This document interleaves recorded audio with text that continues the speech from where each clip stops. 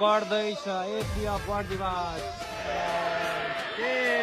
पहिलो प्रहारको लागि रौतहटका खेलाडी साथी यदि यो गोल गर्छन् भने खेलमै दामे बबाल त्यसको लागि दिपेश राणा मगर यो गोल हान्छन् भने खेलमा अग्रता हुने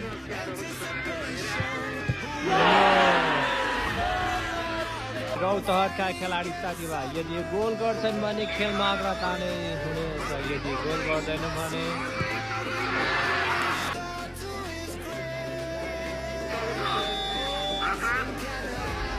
ल गोल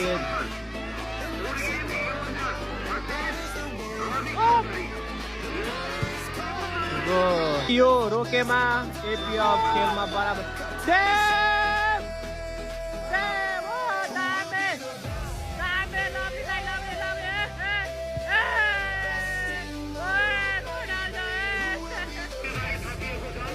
यदि यो गोल गर्छन् भने खेलमा अग्रता नै हुनेछ हालसम्म खेलाबर 1-1 3मा 1-1 यो 14 गोल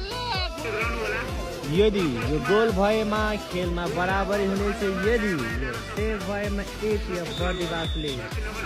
चाहे बेकरमा अग्रता लिनेछन् अब यो हेर्न बाँकी नै छ ल समीर डिङडोङ जी आउँदै हुनुहुन्छ फ्रान्स टिकको लागि यदि यो गोल गरेमा एपिएफ बर्दिवासले आफ्नो खेलमा अग्रता लिने त गोल